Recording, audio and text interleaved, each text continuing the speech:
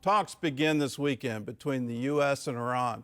This could be Iran's last chance to avoid a military strike on its nuclear program. Leaders in Israel are concerned that Iran might drag out the talks and keep their program going. Julie Stahl brings us the story from Jerusalem. The U.S. Iran nuclear talks begin this weekend as a new report warns Iran's nuclear threat has worsened significantly. The Institute for Science and International Security warns that Iran has improved its nuclear weapons capabilities, that it takes less time to build those weapons, and that the idea of building them has gained more acceptance in Iran. The report also says the nuclear threat from Iran has increased significantly since February of last year. President Trump already warned Iran it has about 2 months to come to a deal or face military strikes. We have a little time, but we don't have much time because we're not going to let them have a nuclear weapon. Can't let them have a nuclear weapon. Warning that Israeli security is on the line, former Israeli ambassador to the U.S., Michael Oren, writes the Americans could agree to a deal that lets the Iranians once again keep their nuclear facilities and centrifuges intact. Another Israeli concern is the Iranians will stall for time to finish developing such weapons and get ready to repel any attack to destroy their nuclear facilities. Iran denies it's building nuclear weapons. We will provide whatever guarantee necessary to prove we are not seeking a nuclear bomb. Trump has moved a massive amount of American military power into the Middle East that could strike Iran's nuclear facilities. The Iranians are trying to neutralize that threat, warning Tehran might stop cooperating with the International Atomic Energy Agency and expel its inspectors if military threats against Iran continue. Here in Israel, a new report says the Palestinian Authority is still paying allowances to terrorists who've killed Israelis. The PA insists it stopped the infamous pay-to-slay program, but the watchdog group Palestinian Media Watch points out one PA employee's publication admitted some money being paid out is specifically for martyrs, prisoners, and the wounded.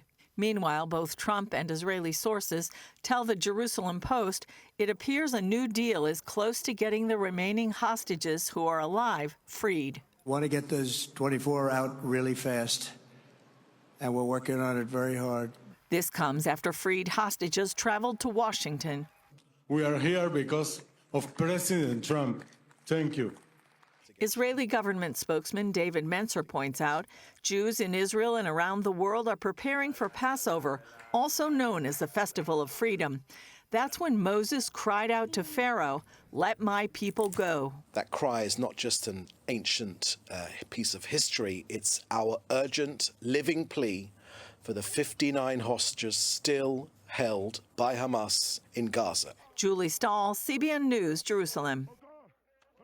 Our CBN News Middle East Bureau Chief is with us, Chris Mitchell, joining us now live from Jerusalem. So, Chris, what are the concerns in Israel about a possible deal with Iran? Well, Gordon, I think the main concern is that Iran will simply delay the talks. On the other hand, while pursuing a nuclear weapon, the Iranians are masters at negotiations and at delaying. So Israelis here wonder how long are the negotiations going to continue? What are the goals? What happens if the talks fail? On the other hand, it seems to be likely the U.S. and Israel, especially after that meeting the other day with Trump and Netanyahu, they have a plan and a timetable. President Trump, as you heard in Julie's report, he makes it very clear. If Iran doesn't agree to a deal, the military option is on the table. And some are wondering why the talks. Some believe Trump wants to give Iran one last chance to stop its nuclear program before a military option. And some here in Israel believe this may be the best opportunity, the best window to destroy Iran's nuclear sites. They have U.S. diplomatic support, U.S. military support. Just a few months ago, Israel had none of that, and now the circumstances have really changed dramatically, Gordon. Well, you reported yesterday that a leading Muslim scholar had issued a fatwa calling on all Muslims, I'll underline that, to wage jihad against Israel to end the war in Gaza. Is this part of the Muslim Brotherhood? What's the source of this fatwa? Well, it's a Dr. Ali Karadagi. He called for the fatwa. 14 other scholars signed the fatwa. They called for a global mobilization. politically, economically, and even military to isolate Israel. They accuse Israel of a genocide in Gaza. But Egypt's Grand Mufti, he condemns this fatwa. He calls it irresponsible. It could inspire individual acts of terror. On the other hand, Gordon, I would say here in Israel, they're reminded of the line from the Passover Seder that they're going to be celebrating tomorrow night. In every generation, they rise up again to destroy us. But the Holy One, blessed be he saves us from their hands.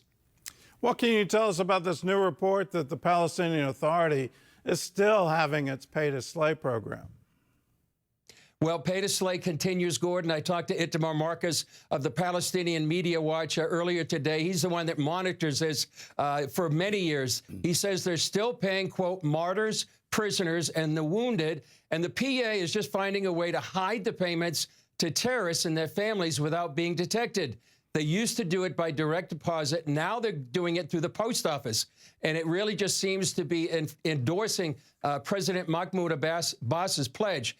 He said if the PA would be left with 1 penny, it would be paid to the families of the martyrs and their prisoners. And he seems to be holding up to that pledge and just trying to hide what they're doing to pay the terrorists and their families. Well, shouldn't we just hold them to that and shut off all funds until that stops and say, okay, if you want to get down to your last penny, be our guest? Well, we know right now that the Trump administration has frozen security services funding to the PA. That's about $600 million. And they've also frozen USAID funds, where some of that was used to pay the terrorists as well. So the Trump administration seems to be trying to turn off the spigot to the PA. All right. Well, Chris, thanks for the report from Jerusalem. You're the watchman on the wall.